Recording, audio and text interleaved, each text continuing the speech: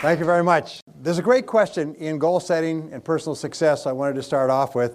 And the question is, what one great thing would you dare to dream if you knew you could not fail? Now that's a great question. If you were absolutely guaranteed a success in any goal, big or small, short or long term, if you could wave a magic wand, take a pill, but you'd be absolutely guaranteed, what one goal would you set for yourself? And when you ask that question, usually big goals come into your mind. You'd be rich, you'd be famous, you'd be powerful. But when you ask the question, what happens is you start to realize that it is fear that holds us back more than anything else. Because if you were absolutely guaranteed of success, you'd be unstoppable. I mean, you would be a force of nature. If someone were to put a blessing on you and say that you are indestructible and you could accomplish any goal you ever set for yourself, whew, what different things would you do? Now, when I started off, I came from a poor family. I say I came by my feelings of guilt and unworthiness, honestly, because I was raised by a Catholic mother. And I grew up with no self-confidence, no self-esteem. I was kicked out of school several times. I misbehaved. I ended up spending half of my school in the library because I was kicked out of courses. I left school in the 12th grade and got a job as a dishwasher, worked as a laborer, lived in my car, dug ditches and things like that. So I had no self-esteem. And I began studying the subject over the years, and I found that your level of self-confidence, how much confidence you have in yourself to be, do, accomplish something, really determines the whole quality of your life.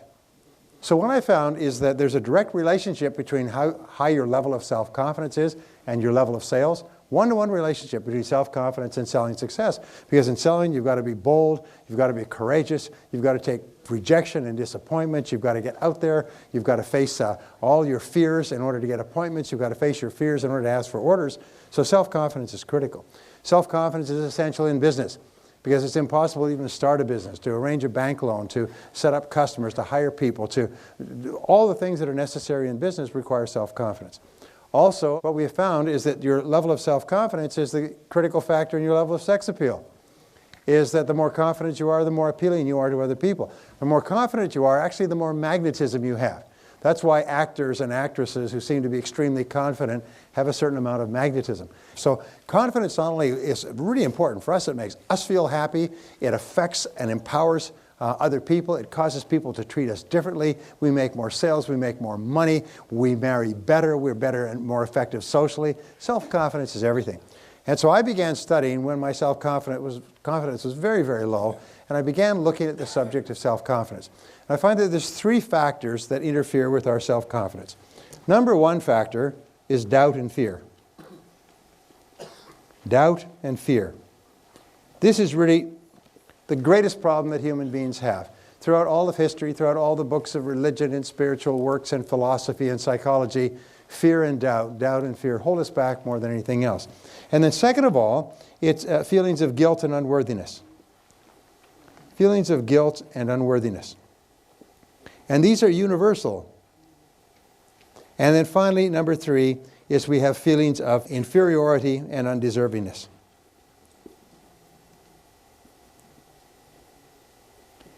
It's absolutely amazing. They've done lots of work with AIDS patients, and they find that some people who have AIDS live for years and years and years, and some die. And they found that the critical thing is the feeling of worthlessness. Is people come down with the disease and they feel that there's something wrong with them and they lose their heart. Viktor Frankl, when he was in the Nazi death camps at Auschwitz, said as long as people believed in something, they stayed alive. As soon as they stopped believing, they just died. And so we all have these feelings. In fact, a feeling of undeservingness is one of the dirty little secrets that we have with regard to success. As you've heard the old expression, fear of success. It's no such thing as fear of success. It's just a pop suggestion. It's feelings of undeservingness. We don't feel that we're worth it. And so people who unconsciously don't feel that they're worth very much, they will work very hard on the outside to achieve success, and then they'll sabotage themselves. So these are the big three. And where do doubts and fears come from? Where does guilt and unworthiness come from? Imagine if you had no doubt at all, completely self-confident, no fears at all. Is if you felt fabulous about yourself and your ability to accomplish things. If you felt like you deserved all good things in the world, think how much different you would be. And then you look at people who are really successful and happy, and that's the way they are. And as it happens, nobody starts out that way. So I began studying this, and this is really what got me going, and I have now been teaching for 25 years, but I began with these very principles we're talking about today. So what we know is that all habits, including emotional habits, are learned. And this is an interesting concept I came about studying the works of Ouspensky, who wrote at the turn of the last century. But emotional habits, or ways of feeling, ways of responding emotionally, are all learned. They are not fixed. They're almost like vagrant emotions. They have no home in the subconscious. If they were fixed, and certain phobias and certain mental illness is fixed, if they were fixed, they're locked in, you can't get them out. But as it happens, 99.9% of our emotional responses, especially negative ones, are actually unlearnable. You can actually defuse them. You can actually pull the wires that keep them functioning and get rid of them.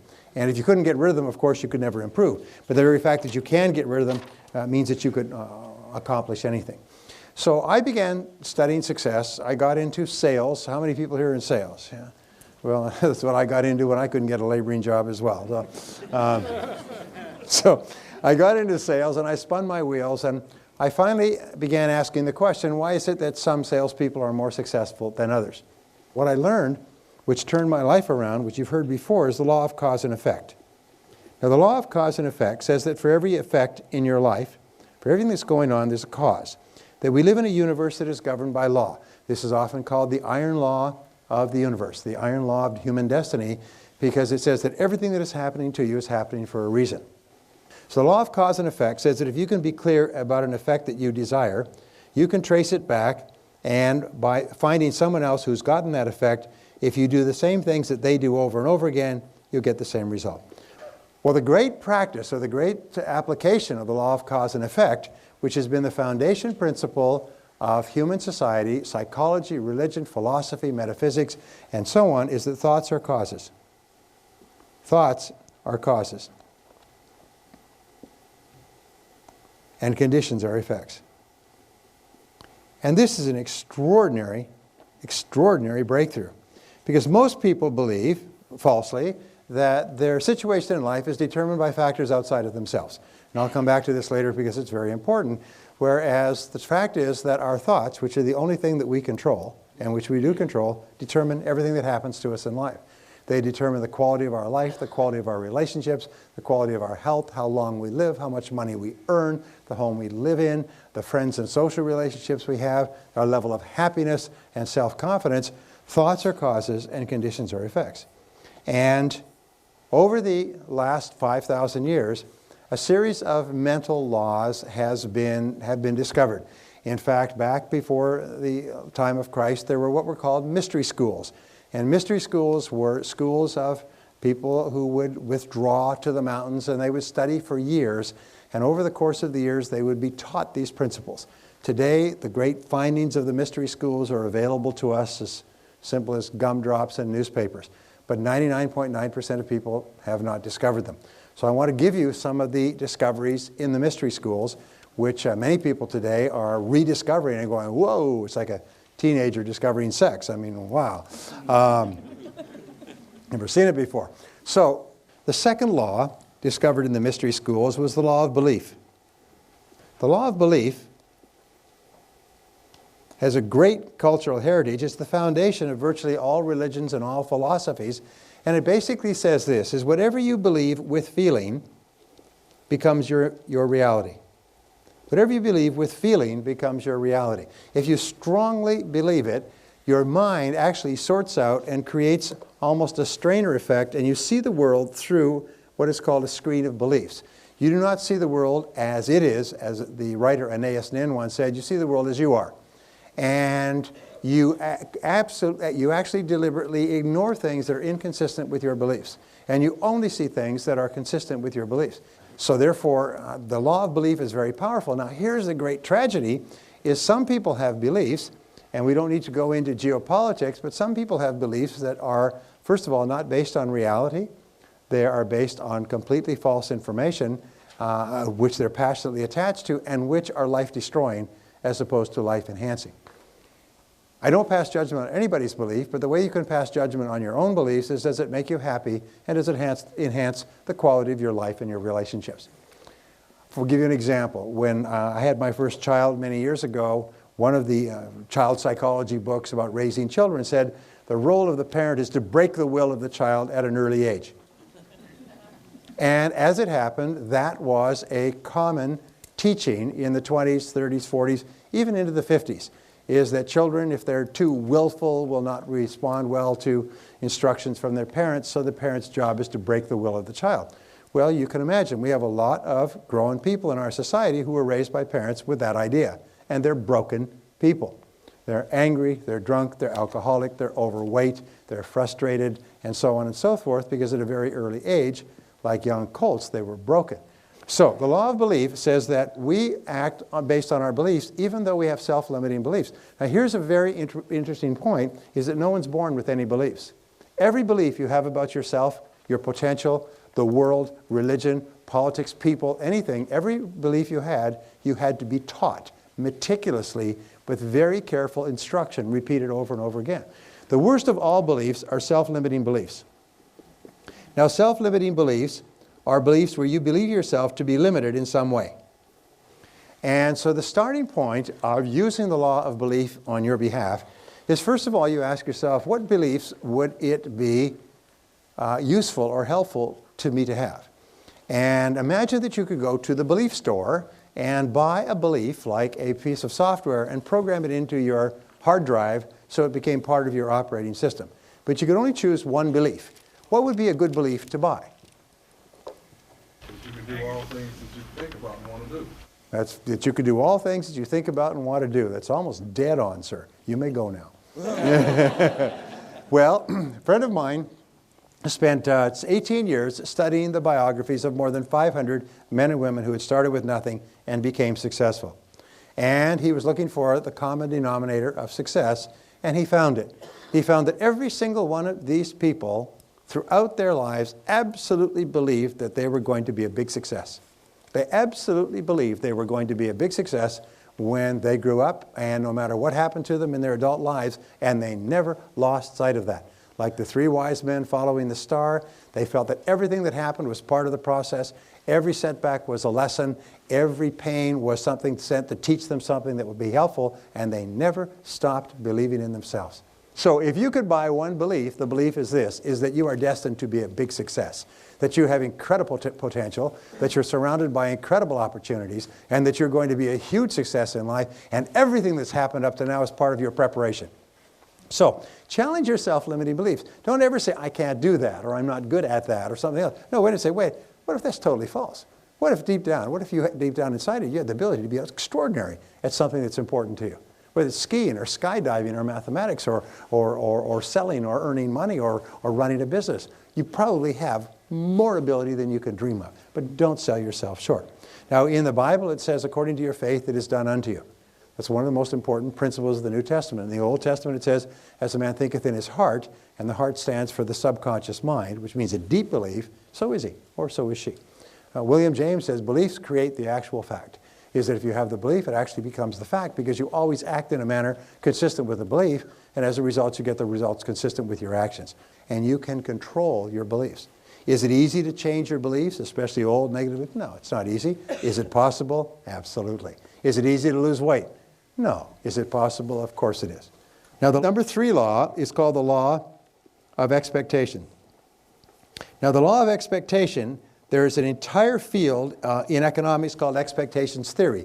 There's an entire field in psychology called expectations theory. Your expectations largely determine the quality of your life in this sense, is that whatever you expect with confidence becomes your self-fulfilling prophecy. Whatever you expect with confidence becomes your own self-fulfilling prophecy. In other words, you are always telling your future by the way you talk about how you think things are going to turn out. You are like a fortune teller in your own life. And if you believe that things are going to turn out well, if you expect them to turn out well, then by gum they do. If you believe that you're going to be popular and that people are going to buy and that you have a great product and a great company and you're going to have a great life and you're going to be accepted and well received by people, and then you act that way. So it's very, very important that you always expect the best. And this is the key. Expect the best. Expect the best. Expect the best of yourself. Expect the best of other people. But especially expect the best of people who look up to you. One of the discoveries at Harvard University is that there's 2 qualities of child raising that raise happy, healthy kids. 2 qualities, by the way, that raise happy, healthy, powerful business teams as well, and sales teams. Number 1 is a democratic environment. A democratic environment is where everybody is welcome to express their opinions, and people discuss and debate and get feedback and so on and so forth, and they make their decisions based on consensus. So everybody feels valuable and important and respected. That's number 1. For kids, it's phenomenal. Ever since my kids have been little, I always ask for their opinion. What would you like to do? Where would you like to go? Now as they grow up, we take turns. Where would you like to go for dinner? Where would you like to go? And so on. And the kids decide. And now, when they're adults, they feel that their opinion is valid. When they meet with other adults, they feel that their opinion is valid because they've been trained all their lives that their opinion is worth something. So number 1 is a democratic environment. Number 2 is a climate of positive expectations. Is the parents expect their kids to do well. Just like I tell my kids, you're going to be a very successful person when you grow up. You're going to do extremely well. You're going to be very popular. You're going to get good grades. When you expect the best of your children, children rise to your expectations. They may argue with you, they may reject, they may discount your positive statements because you're a parent, but it affects them at an unconscious level. I remember reading a wonderful line from a journalist. He said, "My father was not very talkative," he said. "He was a good man, but he didn't talk very much. But I do remember him saying one thing which affected my whole life. He said, 'Son, I expect you to do something worthwhile with your life when you grow up.'" He said, "I still remember that because whenever it came up, he'd say, 'Son, whatever you do, I expect you to do something worthwhile with your life when you grow up.'" He said, "That rang in my mind all my life." He said, "I've striven all my life to do something worthwhile with my life," just because of the positive expectations. So it's really important. Telling people that you expect the best of them. If you're married, telling your spouse that you believe in them and that you expect the best and you believe they'll be successful, and if they're not successful, then they'll learn something, they'll be successful next time. Repeating that over and over again is the greatest blessing that a person can have. Okay, so expect the best. Expect the best of other people. Expect the best of yourself too. Okay. Now the fourth law is the law of attraction. Now the law of attraction is getting a lot of traction today, a lot of buzz. The law of attraction has been around. It was discovered, first written about 3,000 years before Christ. The law of attraction is a very interesting law that combines with the other laws, but it says that each person is a living magnet. Now, along with the law of attraction, there's a couple of other laws. One is called the law of vibration. And the law of vibration, as you know, everything in the physical universe is in vibration, even thoughts. Now, what causes a thought to vibrate is the emotional component of the thought. A thought with no emotion just lies there. An emotion with no thinking is just out of control, like a random molecule. But a thought which is impelled by an emotion sets up a force field of energy that attracts into your life people, ideas, and resources necessary to achieve the thought. And the more powerful the emotion, the faster it comes into action. Now the interesting thing is all these laws are neutral. If you believe negative things, then that's what you will see, that's what you'll perceive, that's what you'll experience. If you expect negative things to happen, that's what will happen as well. So don't talk about things you don't want, because your mind is so powerful. It's this powerful engine that is sending out vibrations and attracting into your life people and circumstances in harmony with the things you're saying and the thoughts that you're thinking. If you're thinking negative thoughts, you're attracting those things into your life. Car crashes and burglaries and broken dishes and ripped hose and all kinds of things happen if you think negatively. So we say that you are a living magnet. And there's a second law. It's called the law of sympathetic resonance. Now let me give you an example of the law of sympathetic resonance which affects your life. If you had two pianos in a large room, and you went over and you hit the note of C sharp on this piano, bang, and you walked across the room to the other piano, the string of C sharp would be vibrating in perfect harmony with the string vibrating on the piano that you struck. Are you with me so far? Why? It's called sympathetic resonance. Now, where is sympathetic resonance especially relevant is when we meet the right person for ourselves. Khalil Gibran says that there will be a moment of a recognition at the moment of meeting, instantaneous. You walked into a place and you saw the person and your eyes met across a crowded room. It was instantaneous. Well, it's the same thing. The law of attraction is a very interesting law, but it says that whatever thoughts you're thinking, positive or negative, are sending out this force field of energy that's attracting into your life people and circumstances in harmony with it. Now, thought energy is a very fine energy. You know, if you were talking about throwing bullets or basketballs, you couldn't get them through the wall. But thought energy travels at 186,000 miles a second, like the speed of light, and it can literally go across the world instantaneously and through all substances. I'll give you an example of the law of attraction that you've experienced many times. You're talking to your friend about somebody else and the phone rings and it's them. You ever had that happen? And you say, we were just talking about you. And the other person says, well, I just had this impulse to phone you. This happens throughout your life. If it happened once or twice, you could say, well, that's an interesting coincidence. But if it happens repeatedly throughout your life, then you know that there's a law at work. So how do you use the law of sympathetic resonance, the law of attraction? It's very simple. You keep your mind on what you want. And you think about what you want in very positive terms. You think about things that make you happy. You think about people that you love, and you think about success experiences. Interesting difference between winners and losers. Can you guess? Prior to every sales call or experience, both of them visualize and recall a memory. But winners recall their previous success experience and how happy they were about that. And non-winners recall their previous unhappy experience and how bad they felt and how depressed they felt and how unsuccessful and so on. So winners think of their past success experience and they set up a force field of energy that largely creates that experience. Sometimes when you walk into a room, if you are really up, people will turn their head. I mean, the vibrations will hit them. They'll turn their head. They'll notice that you've come into the room. So this is very much determined by the thoughts that you're thinking. We'll talk about this as we go along. So the law of attraction says you're constantly attracting into your life people, circumstances, ideas, resources in harmony with your dominant thoughts, but it is a neutral law. Nature is neutral in this sense. If you think negative thoughts and worried thoughts and anxious thoughts and angry thoughts, that's what you attract into your life. And so it's really important that you be aware of that. Okay, the next law is called the law, I've written these down here. There's actually 32, oh, it's one of my favorite. It's called the law of correspondence. I love this one. It's kind of a summary law in many ways, and it has an equation, and the equation is this. This is my favorite equation. Remember this for the rest of your life. The law of correspondence, which is talked about in the New Testament, the Old Testament, and many of the old books, simply says, as within, so without. As within, so without. What it says is that your entire world around you is a mirror that reflects back to you your dominant thoughts. We say wherever you look, there you are.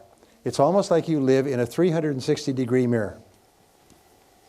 And wherever you look, you see yourself reflected back. Now, the 3 or 4 places where this is most common is, first of all, your relationships. Now, remember, human beings are extraordinarily sensitive, so that if you have negative thoughts going on about anything, you affect the relationships close to you instantaneously. They'll pick it up across a crowded room. Women, by the way, are far better at this than men. Men are kind of like blocks of cheese, but women are like high-tech computers. If you ever had an experience, every man's had an experience, they phone home, they say, hi. She says, what's wrong? That's all you said is hi or hello. She said, what's wrong? Is it your boss again? How did you know? A woman can pick it up with a single word. You can walk in the door and say hi, and she'll just go, I mean, instantly, she'll just read it. With regard to relationships, your relationships almost instantaneously will show you what's going on inside your own thoughts.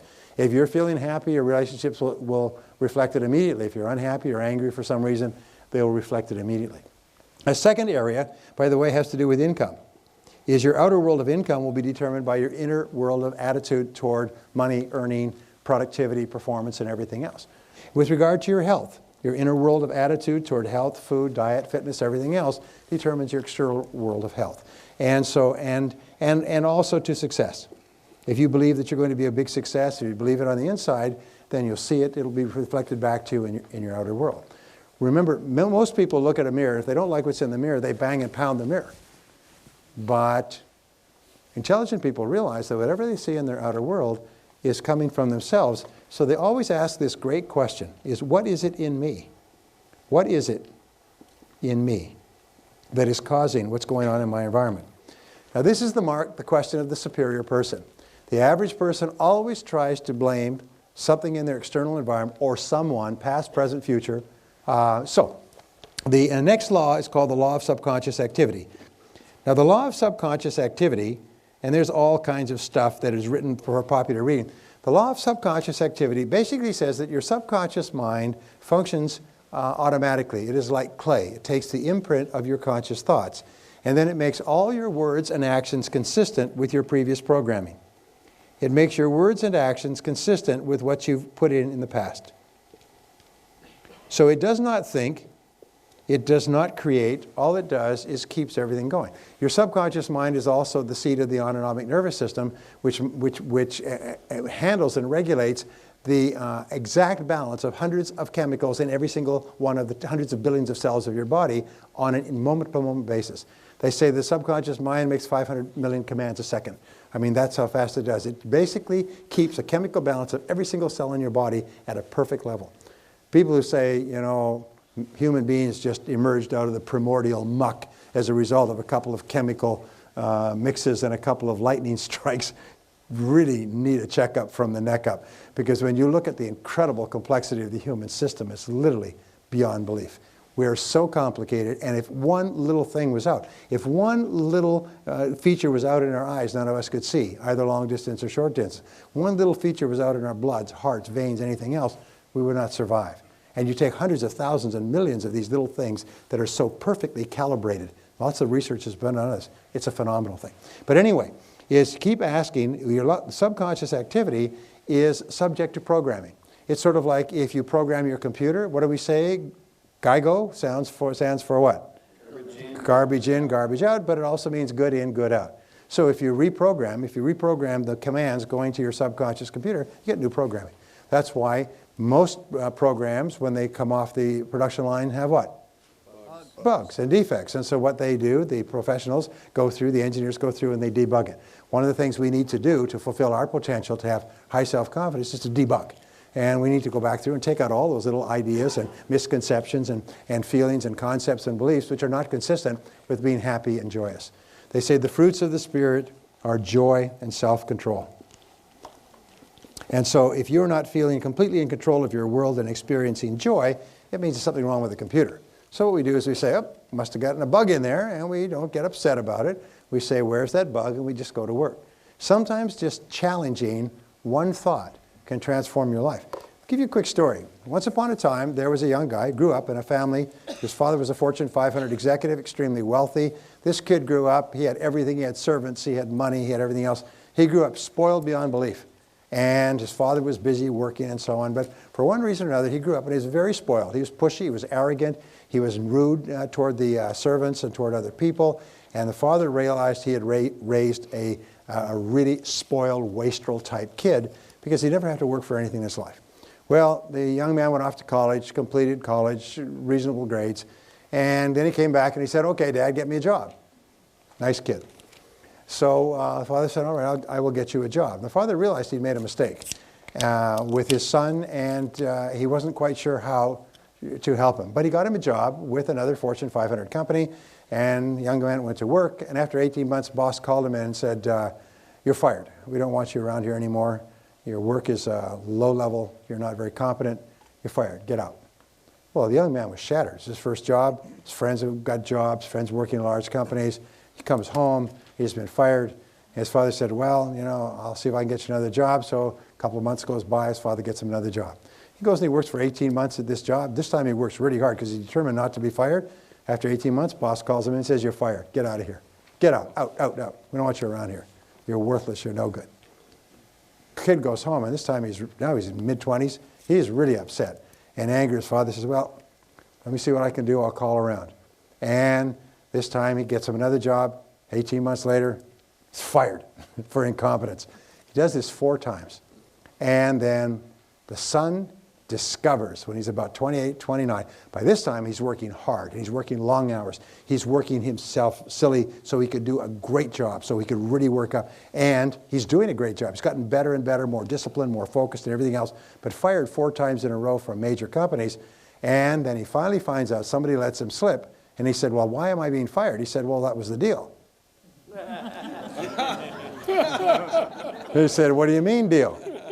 He said, well, the deal was, I told your father I would put you on for 18 months, and he agreed as long as I would fire you at the end of 18 months. He said, quite honestly, you've done a fantastic job here, one of the best people we've ever seen, but that was the deal. This young man went home, and he's in his late 30s, he is so mad. He gets into a shouting contest with his father. He swears at him. He says, that's it. He said, I will never talk to you. I will never have anything to do with you the rest of my life.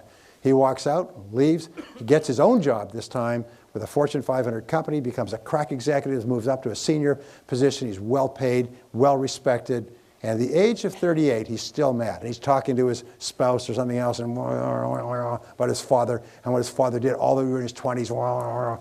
And his spouse, his wife said, honey, did you ever think that maybe your father loved you so much he was willing to put you through all of that, knowing you'd end up hating him? But he did that to make you the kind of man that you've become today.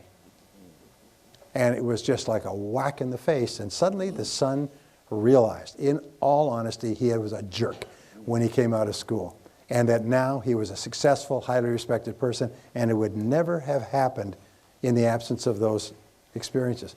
So he went to his father. He's now 38 years old. Father's about 60-something. Went to his father and confronted him and said, is this true? And he said, yes. He said, I hated to do it. He said, but I realized I made a mistake in raising you, and I had to compensate for it. I had to make you the kind of person that you could be, and that would only happen with adversity. And so I was willing to lose you in order to save you. And they embraced, and they became the best of friends for the rest of their lives. True story, by the way, true story. So my point there was what he did is, from being angry to the age of 38, he changed his perspective and realized that what had happened was a good thing. And what happened was done out of love and not out of unkindness. My friend Wayne Dyer has this little one-liner. He said, it's never too late to have a happy childhood. It's never too late to have a happy childhood. The work at the University of Pennsylvania says basically that we see the world based on what is called our interpretive style. And your interpretive style is the way you interpret things to yourself. So if you change the way you interpret things to yourself, your attitude toward everything changes. So here's the seventh law. And the seventh law is the law of habit. And the law of habit says that whatever you do repeatedly over and over again becomes a new habit. So you can develop any emotional habit. You can develop an emotional habit of confidence, of optimism, of happiness, of joy, of positive expectancy. You can develop a mental habit by simply repeating certain things over and over again until you do. And I'm going to show you how to do that. So here's the bottom line. The bottom line, when you take all these habits together, all these mental principles together, is that you become what you think about most of the time. You become what you think about most of the time. Now, it's not what you think about fleetingly that passes through your mind, but it's what you think about most of the time. As Emerson said, a man is what he thinks about all day long. So the question is, what do you think about most of the time? And the rule is, if you change your thinking, you change your life. If you change your thinking, you change your life. And there is no other way. And this brings us to the greatest discovery of the 20th century, the discovery of the self-concept. I call this the master program. And each person has a self-concept. And this self-concept is a combination of all your thoughts, feelings, beliefs, doubts, hopes, fears, and experiences throughout your entire life that come together to make you the kind of person you are today. Now, we know that the only thing that is unique about you is your mind. Everything else the human being has in common with a horse or a monkey. The only thing that you have that makes you distinct and unique is your mind, and every single person is completely different because every single person has had hundreds of thousands of different experiences at different times to which they've responded and interpreted differently, so your mind is unique in all the world. There cannot be two of you if there are 50 billion human beings. And what they discovered was the self-concept. And what we found is that your performance and your effectiveness is determined by your self-concept. How you perform and behave on the outside, how you treat with other people, what you accomplish is all determined by your internal programming. So if I can give you a little bit of a graph here. Here's a graph We say that your level of effectiveness is determined by your self-concept. How effective you are as a person, as a salesperson, as a parent, as a spouse, as a friend, as a writer, whatever you do, your self-concept and your level of effectiveness have a one-to-one relationship. You've also heard it said that the average person uses only 10% of their potential. Well, this means that there's fully 90% of your potential left untapped. Some people only use a small part of their potential, but imagine that you could earn twice as much, 3 times as much, 5 times as much, just by using more of your potential. Well, according to the Stanford Brain Institute, that did some studies on this, actually cadaver studies, the average person really only uses about 2% of their potential. They're saving up the rest for some good purpose that we don't know yet. But the average person functions on 2%. 2% gets you the entire quality of your life that you have today. That means, by the way, average is 2%, some are less than that. Some use less than that. And what we do is we use it to get up in the morning, brush our teeth, go to work, go home, watch television. But we don't use it for very much. But let's just pretend and say we use 10% of our potential. Well, that means that your self-concept is limited to only 10% as well. We also know that each person has a series of mini self-concepts. Now, you have a self-concept for every part of your life or work that you consider to be important. For example, you have a self-concept for every sport that you play. You have a self-concept for how well you sell. You have a self-concept for how you dress and for how much you weigh. You have a self-concept for your creative ability and your memory, your ability to tell stories, your sense of humor. You have a self-concept for your appearance. You have a self-concept for any kind of musical instrument or anything else you do. You have a self-concept for how much money you earn. What they have found is that every person has a self-concept which is like a thermostat. And this self-concept with regard to money, you never go more than 10% above or below your self-concept level of income. If you earn 10% or more above your self-concept level of income, you immediately go into what I call throwaway behaviors. You do everything possible to get rid of the money.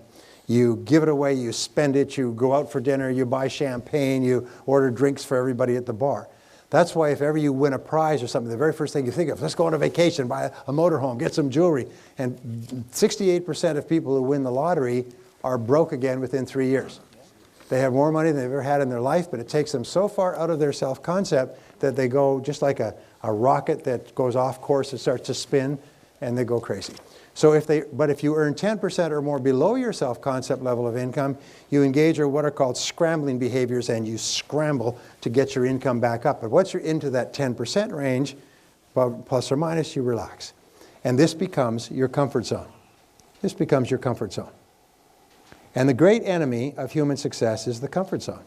In this comfort zone, you're comfortable. Now, you may not be happy with the amount that you're earning, but you just become comfortable with that amount. The only way that you can increase your income is to change your self-concept in relationship to income. And what we know is that your overall self-concept is determined by your self-concept in all the areas of your life that you consider important. We also know this, is that your self-concept is made up of 3 parts. Again, this is basic behavioral psychology. Number 1, it's made up of your self-ideal. Now, your self-ideal, like 3 wedges of a pie, consists of your values. It consists of your ideals. It consists of your goals. It consists of your hopes. It consists of your dreams. It consists of all those things that are inside you. And what we know is that there's a direct relationship between how clear you are about your goals and ideals and your self-ideal. What do we know about top people? Top people are clear about what they believe in, and they don't compromise their values. What do we know about little people, weak people? Is they're very confused about their values and they compromise them for the slightest advantage. So my point is that people with a very clear self-ideal are much stronger and more powerful people than people who are unclear about their ideals.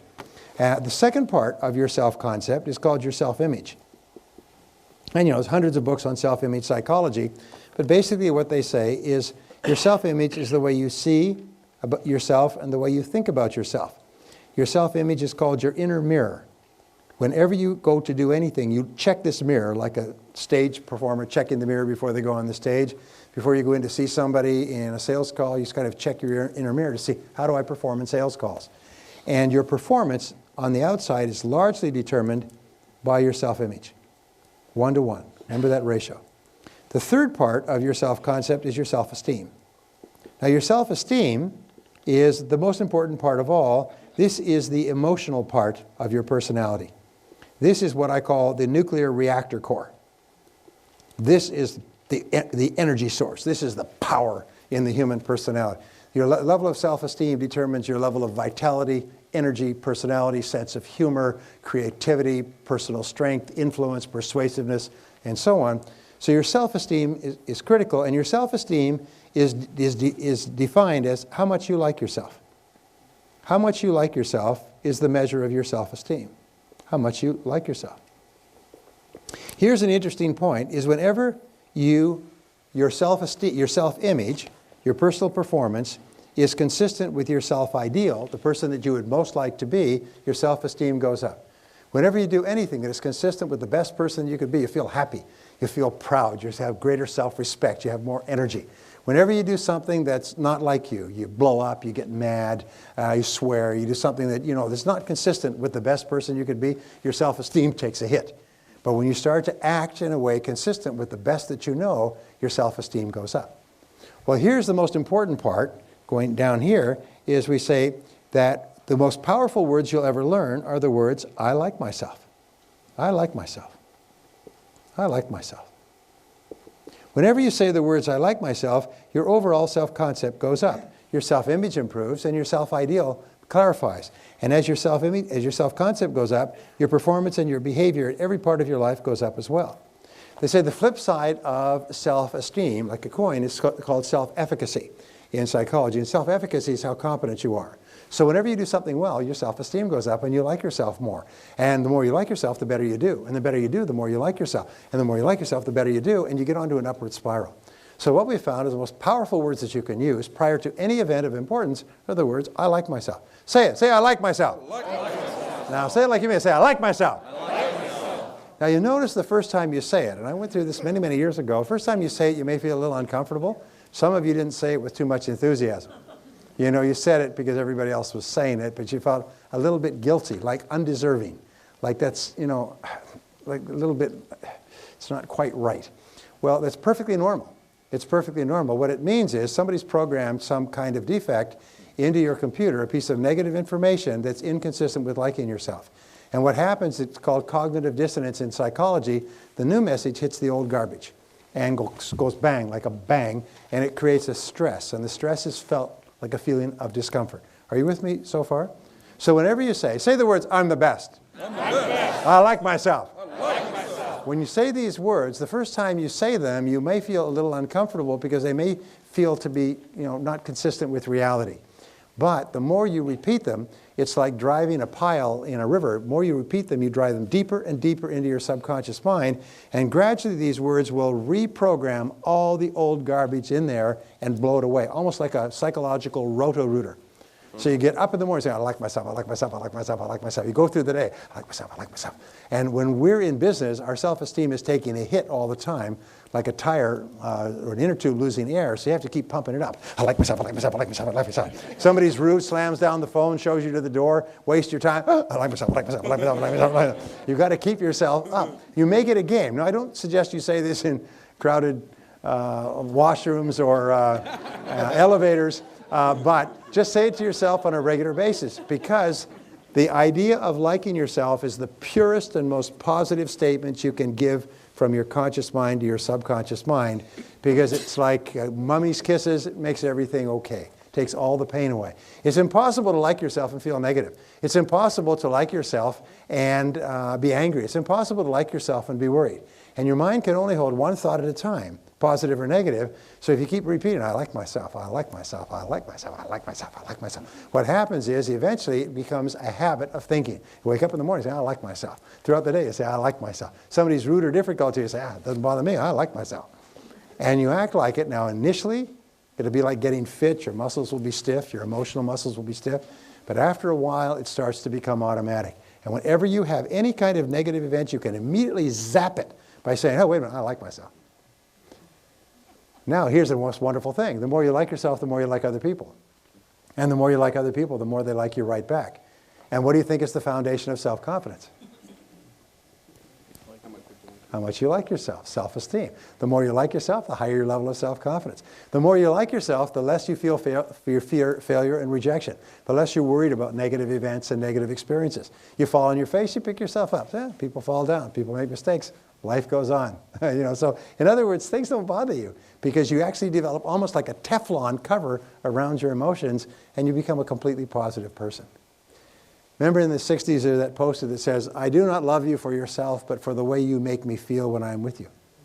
Do you know the most powerful thing you can do in your relationships with other people is to make them like themselves? Is to say things and do things with them, not manipulatively, but positively, that cause them to like themselves.